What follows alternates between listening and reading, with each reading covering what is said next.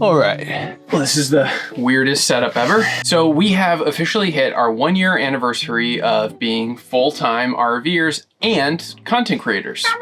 If you're new here, we run a travel blog, uprootedtraveler.com, as well as making videos here on YouTube and on Instagram about bucket list experiences and outdoor adventures all around the planet. Almost exactly a year ago, we made a Q&A video just like this one, where we talked about our journey to becoming full-time content creators and RVers. So if you haven't watched it already, definitely check it out here. In a nutshell, we grew our travel advice business to the point where it was able to support us financially full-time. So we quit corporate America and hit the road in this travel trailer. Now that we have a year of experience under our belt, we took to Instagram and asked if you had any questions for us, whether that's living in a trailer full-time or content creation, and y'all showed up. We're gonna treat this as kind of an Ask Me Anything, so if we didn't answer your question or you didn't have a chance to ask, let us know in the comments below and we'll be sure to answer that. Starting with number 1, do you miss the bigger trailer? Oh, so before we were in this trailer, so this is called the Alto Expedition. I'll try to include some B-roll of where we're at right now. It's very tight, but very beautiful. And I don't think we would have been able to take that other trailer there. So this one's really cool. It's kind of made for off-roading. So it's been really nice for the kind of boondocking and adventurous exploring that we've been doing over the past year. So yes, I miss the storage space, but it's been pretty close to what we've had. And I have a sneaking suspicion you may be seeing us in a larger trailer sometime soon. Whoa, you're gonna tell. Intrigue. Okay, this next one's fun. What do y'all listen to while driving? Music? Audiobooks? Silence? When we have cell service, we usually listen to podcasts. One of the podcasts we listen to off the top of my head is Dear Shandy. They recap the very classy TV show The Bachelor.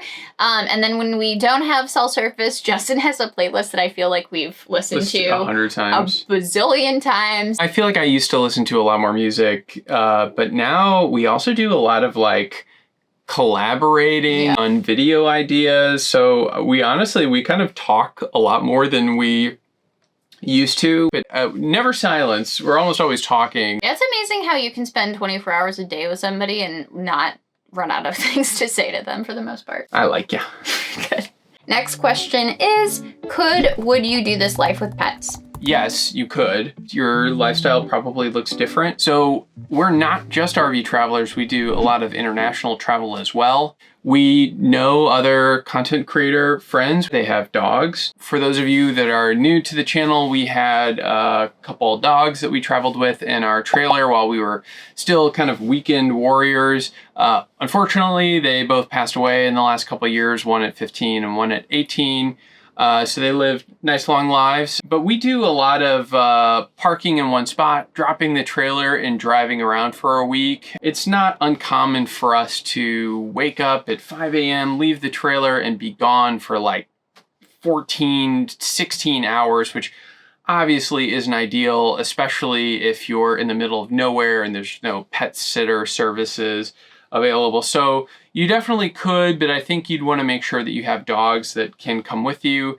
And in many cases, we're also in national parks. In our next video, we will be flying to somewhere exciting in Alaska. So obviously the dogs wouldn't be able to come with us on that trip. So yeah, you could do it, but you'd just be doing it pretty differently. Temperature is a pretty big deal. It's been really nice in Alaska. We never really have to worry about the temperature that much. When we traveled with our dogs, we constantly had to not be anywhere where the outside temperature was above like 72 degrees, or we would be worried about our dogs overheating in our trailer if we left them by themselves for any period of time. I personally have had dogs literally since the day that I graduated from college, and I'm like a dog nut. You will see me freak out anytime I see a dog. So it's been very sad and weird to be a puppyless household for the time being. That being said, it's been really nice to have the flexibility in this period of time to just go take a plane to where we're going in Alaska, or go on a backpacking trip and not have to worry about dog sitters. How many outfits do you each have? It's pretty wild because maybe like 7 years ago when we lived in St. Louis, I literally had an entire bedroom that I just treated as my closet. Like Justin like outfitted it with rods, so that I could like use the entire thing as just a big giant walk-in closet. Nowadays, all of our clothes fit into what has to be it's like a 2x3 foot box. Yeah. Maybe not even. And then we have extra storage for like hanging suits and coats. And then we do keep some like bulky sweaters under. So it's not a lot. No. I think I probably have like 6 or 7 shirts, and then maybe like, 5 or 6 pair of shorts, a few pair of pants. It's really not much. I thought it would be an issue, but we do laundry a little bit more often than we probably would. And frankly, you don't want any more dirty laundry than that. I mean, that's a good amount of dirty laundry to have when you're living in a 17 square foot box. And we're getting a little bit ahead of ourselves, but spoiler alert, we're going to be traveling internationally in a couple months, so we literally will just have 45-liter backpacks. So our however many 6-7 shirts are going to go down to like 30 shirts. Where we're going to have to be able to literally dress from like 100 degrees down to very cold weather. So it's going to be very interesting because I think we're essentially going to have like 2 outfits for every type of weather. Where could they be going? But anyway, sub-freezing to 100 degrees? That's crazy. I think RVing has been good preparation for our limited wardrobe moving forward. I guess that dovetails very well into the next question, which is, do y'all plan on an international road trip in the near future? Oh boy, do we? Well, I don't want to spoil it too much. As most of y'all know, we've been on this kind of epic 8-month journey from Key West, Florida, which is the southernmost point in the US, and we're almost to Tuktoyaktuk, which is the furthest north that you can drive in North America. In the Arctic Circle. After that, we will be giving up this little home on wheels, which is a little terrifying. We're gonna be, I guess, like officially homeless by choice, kind of, and living out of backpacks. All I can say right now is we will be crossing the continent back through Canada to drop our car off on the East Coast. So we're going to 2 new continents, and one is the polar opposite of where we're headed to next. And then kind of just more on the international road trip thing, we do aspire to, 1, go to the Baja Peninsula of Mexico at some point, and we're like, I am obsessed with the idea of like shipping a camper van and doing Europe. That sounds super cool to me. We don't have like immediate plans to do that, but that's definitely like in the next 5 years, we'd love to do that. Yeah, we were just in Scotland and we saw all these camper vans on the side of the road, and it just looked unbelievably epic. What are some of your biggest highlights of the past year? You planned this really cool trip to Havasu Falls. We made a whole video about the camping experience, but it's the most remote village in the United States. The Havasupai tribe is nestled into the Grand Canyon, and you basically have to like drive for a day to stay at this dinky motel, and you have to hike in 10 miles. But then you get to this literal oasis paradise in the middle of the Grand Canyon with these like Gatorade blue turquoise waters. I mean, they're just unbelievably beautiful. And we spent 4 days, 3 nights backpacking there. It was a very special experience. And then my other thing is I've really gelled with becoming a full-time RVer. We had done like a couple 2-3 month stints before living in this full time, so we kind of knew it would work, but sometimes people become full-time RVers and it just works for them or it doesn't, and I was always a little scared that it wasn't going to work out for us, but like, man, I love this lifestyle. I love the incredible places that it puts us. Every day I wake up in really beautiful, remote places, and I just feel incredibly grateful. Even though we had to work really hard to get here, I feel very, very fortunate. And it's just so cool. Like I definitely feel like this is something I want to do for a long time. One of my highlights was definitely spending the summer in Alaska.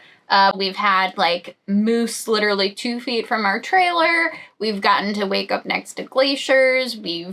Multiple times we've seen beautiful colored lakes and bears and all kinds of cool things, and it's just been sort of like the adventure of a lifetime. And it's very, I mean, I can't imagine a more exciting place to spend a summer. So I just feel very grateful that we've had like 2 months here. Our job is so unique in that it lets us have this much time to explore places. Today is, I don't know if you can see out of the windows, it's absolutely miserable. But like, it really doesn't affect us because this is our job. This is our office. And when we have gloomy days, we just work, but we make videos. But we've run into so many people that are here on their 1 week or 2 week vacation, and they flew across the country and rented a car and dropped tens of thousands of dollars on cruises and hotels, and they're in whatever area they're in, might be rainy or smoky with forest fires, and like, they get what they get. I just feel very lucky that we have the flexibility to be here as long as we are, because we can kind of work around the weather. Being here the way that we're doing it and having the flexibility to travel the way that we do is, I feel like, a very rare opportunity. So I didn't look at the order of this list at all. This is like the perfect segue. Next question, are you burnt out on RVing? If Justin's last soliloquy was not... My love letter to RVing. was not evident enough. No, and to be honest, we have our travels planned for quite a while, and we're very excited about international travel, but in some ways too, I'm very sad to be giving up our RV and to be kind of switching the way that we're traveling. Living in an RV has so many benefits. Like, we always have a nice cozy bed waiting for us at the end of the day. We always have a shower that we know that we can turn on and be hot. We always can make our own meals with our own spices and oil and we always everything. have a toilet behind us. Yeah. Do you know how many gas stations we've gone to that have like out of order toilets, and I don't care. I just go into the back of my house. So earlier this year, we went for 2.5 weeks to Guatemala, and it was just more challenging in terms of like trying to cook for ourselves and having, we just don't have the consistency of having your home on wheels. So again, we're going to be having these experiences while traveling internationally that we just can't do while we have our trailer with us. So we're happy to give up the conveniences of having a trailer, but still I'm really kind of struggling in some respects to be giving up RVlife. Please don't break out your tiny violin. Like, we have to go travel. Yeah, we're so privileged to be able to spend 7 months in 2 very cool continents.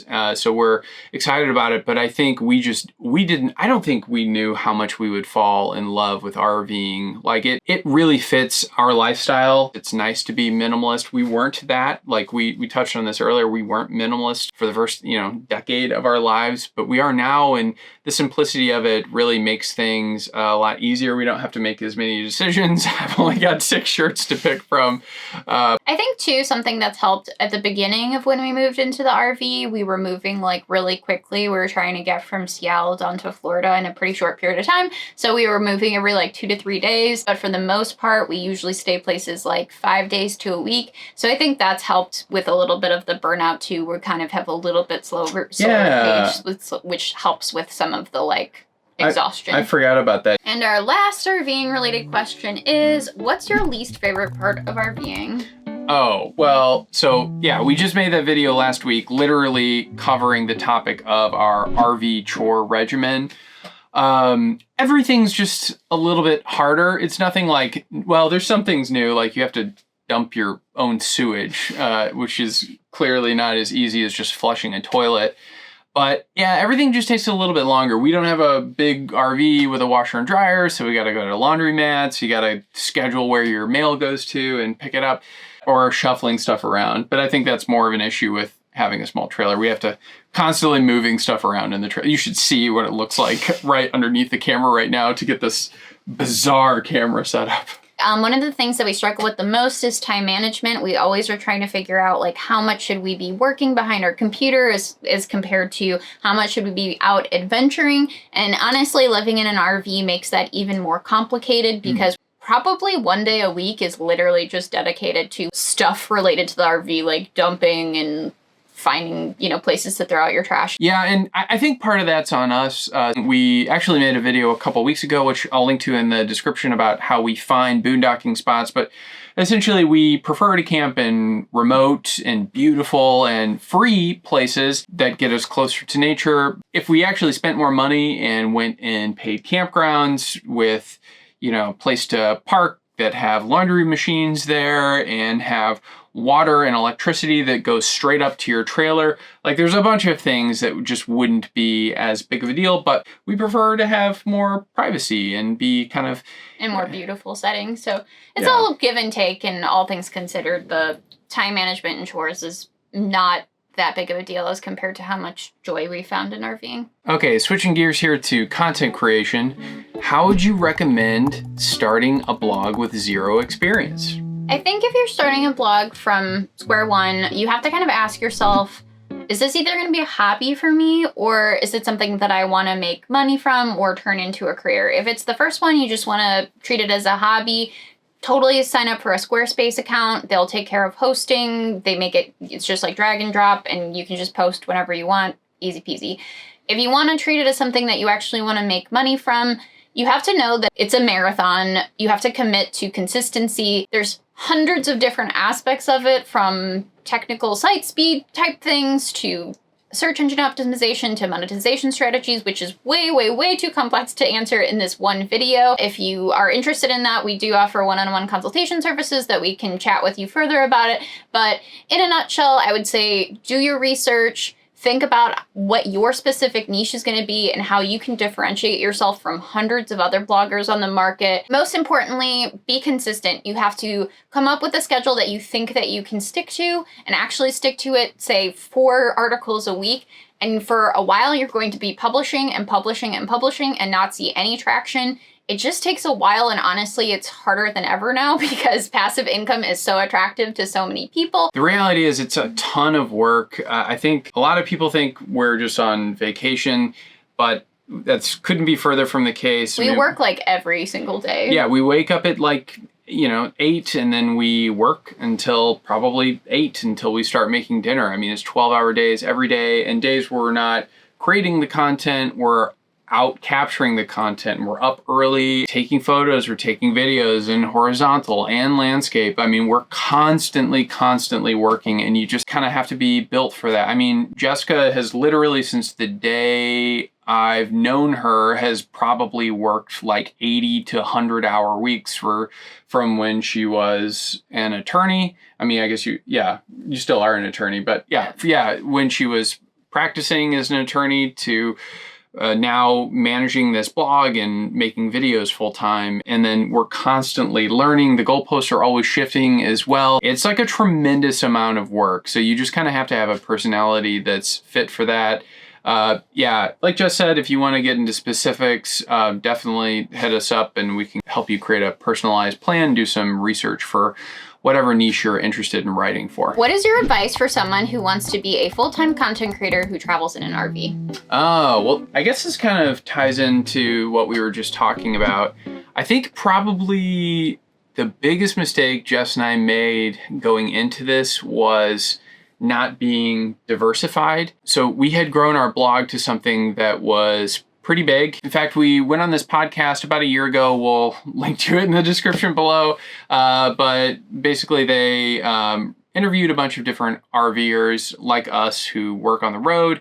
And he was really surprised because we were the first couple that had figured out how to monetize before making the jump to full-time RV content creation. So in other words, everyone else had a full-time job and they were just like, F it, they quit it, and they didn't have a successful YouTube channel or they didn't have a successful blog and they just committed to working full-time. And that probably works for a lot of people, but that's just not something that we feel comfortable doing. Honestly, I'm going to be very brutally honest. I don't think that works for a lot of people. I think that's to be completely honest, unless you have a lot of money saved up, I think that's a terrible idea that gives you into the scarcity mindset where you feel panicked and like you have to create stuff that maybe you don't like, you don't know what you're doing, you can't invest in the right tools because you're worried about money all the time, I really would not recommend doing that. So what we did was we just had 2 jobs. We had our day job, our 9 to 5, and then at 5 p.m. we'd sign off from our corporate America gigs, and we would work on creating content for the blog until it got to a point where we made enough money to quit our corporate jobs. And I know it's hard and it takes a lot of work, but we were able to do it and build up a safety net and have some money saved away. And we were able to kind of do it in this sustainable way. But the one thing that we didn't do well was diversify. So like we had a really successful blog, but we knew that we hadn't been focusing on social media like Instagram or Facebook or YouTube and as much as we should have. And now we are. And but it takes a while and it's a different muscle to learn. And to be honest, it's like not a muscle that we've particularly refined yet. We wish that we would have built a community on various social media platforms and just kind of developed the skills that you need to be successful in those, because as of right now, we're still relatively reliant on Google traffic to our blog. And as any business owner knows, it's just really not smart to have all of your eggs in one basket, especially when that one basket is tied to an algorithm that can change at any whim. So I guess my best advice for anyone getting into the RV content creation space is create a YouTube channel or a blog or an Instagram account that has reach and gets interest and is gaining followers. And you know you can monetize. Right. And start making money and then diversify as much as you can. When you find out how to make it work on one platform, pivot and start to try to apply those skills to making it grow on other platforms so you're not beholden to any one algorithm. What is your least favorite part about being a content creator? For me right now, my least favorite part of content creation is social media, like Instagram and TikTok specifically. As Justin was just talking about, diversification is something that we like basically ignored up until maybe 9 months ago, and now we're trying to focus on it more. But to be honest, our growth isn't what I wish it was. I wish that we were growing faster, and I take all these webinars and courses and try to implement these best practices, and it just feels like I'm not seeing the results that I would like to see, and I don't honestly understand why.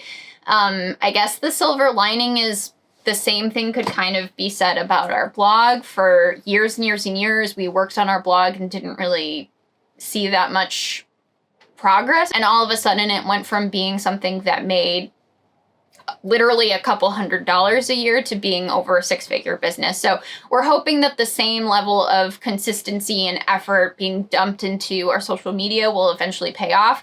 But I guess because we've spent so long building up our blog, it already feels like we've been on this journey for a long time.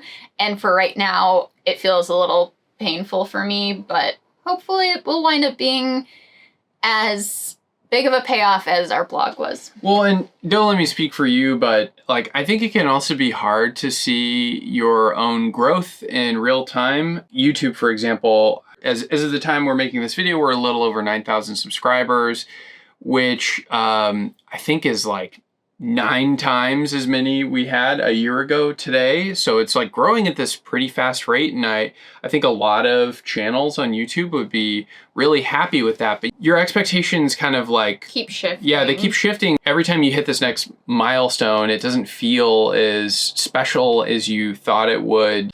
So I think it can be kind of hard to keep that perspective as you're growing. I think we're doing well, but it's tough. And then the other thing that makes it tough is comments. First off, let me preface this by saying we get so many lovely comments from people across Instagram and Facebook and YouTube. Sometimes they like literally make us teary-eyed. They're so sweet. So like if you have ever left a nice comment for us, thank you. You make our day, and you make us so thankful to be doing what we're doing. Honestly. There are some days when this is really hard.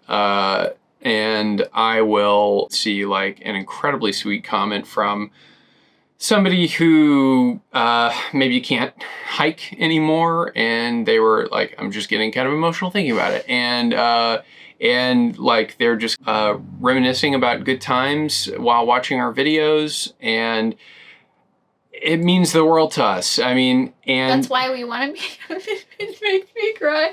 That's why we want to be doing this. We want to help people learn how to travel in any way, whether that's through us or you getting out there and doing it. But yeah. Anyway, back to Anyway, comments can be tough. We get some nasty ones every now and again, but for every nasty one we get, we probably get like 100 nice comments, but the bad ones just have more weight, and they stick with you. So I guess that's tough, and a good reminder to everyone watching, like, be nice to people. Yeah, we're actual humans. The internet's hard enough. It's a really hard place to operate Honestly, in. the world is hard. Everyone's having a tough time now. Just be nice to people. Like, Yeah. don't leave crappy comments. If you want to say it to somebody's face, don't leave it online. Yeah, but again, thank you to everyone who's been so supportive over the years. There are a handful of you, and you know who you are, who comment on like all of these videos and reach out to us privately, and you give us ideas and you ask us questions and you send us these lovely messages, and it just means the world to us. And our final question is challenges and goals for the upcoming months. Oh, okay. We're both trying to learn Spanish. Does that give it away? Yeah, that might give it away. But if you've watched this far into the video, you've earned it. Yeah. We've been doing Duolingo like every night for the past 3 months, and then we plan on doing another kind of experience that will help us hopefully learn our Spanish a little bit better. It will be more immersive. This might be a little more like nebulous, but kind of finding our voice on YouTube. YouTube really works well for people who have a very specific lane. We would probably do a lot better and be growing a lot faster here if we just reviewed trailers, for example. But like, that's not the only way that we travel. And we love trailers and we love reviewing them, but we also like to do other things. But it's really hard. There's a lot of travel couples who want to tell like episodic stories about their adventures. So it's kind of a tough space to break into. And we're also trying to kind of like develop our own style for videos that's fun to like edit. Like Jess said, we're not going to be in a trailer for a while. I mean, we're going to be doing more RV life again next year, but there's going to be a pretty big gap. So we've got to find a way to make this channel work for all of you. So if you're watching this, please subscribe. It helps us grow so much, and it gets us in front of more eyeballs. And I promise we will always try to do something fun and exciting, even if it's not in an RV. I think to echo Justin, I think one of the things that we've definitely been struggling with like across platforms is that we don't do one thing. Like, I think again and again and again, you'll hear that you should niche down. The problem is, we aren't in the Pacific Northwest. We don't just live in a trailer. We don't just go hiking. We do all kinds of different things. And we honestly don't really want to adapt our life so much that we're only doing one specific thing and making one kind of content. But that means it's just been a little bit more challenging for us to find our audience, find our own voice, find our brand. So I think that's something that we're really continuing to try to figure out. And not to totally beat a dead horse, but I think we really are trying to focus a lot on diversification to continue to grow our various social media platforms so that we can start monetizing more consistently beyond just our blog and YouTube. Something that has been happening in the recent year is that people have been reaching out to help them plan their travels. And so we've had a couple clients now that we've actually like helped plan itineraries and things like that for them. And so that's been a really fun and unique stream of income that we're like interested in growing more. So finding more opportunities that we can leverage the skills that we already have and are actually passionate about, and then figuring out how to monetize them in a more like consistent way. So if you need travel advice or an itinerary, Jess is pretty incredible. Reach out. She can hook you up. This video's probably went way longer than we were hoping. If you have any other questions that we didn't touch on, please drop them in the comments section below and we'll be sure to get to them. Be sure to stay tuned because we're actually going to be showing you around Alaska in the next couple coming videos, as well as our journey up to Tuktoyaktuk. So we'll see you there. We'll see you down the road. Thanks for watching. Like, subscribe. We'll see you next week. Bye.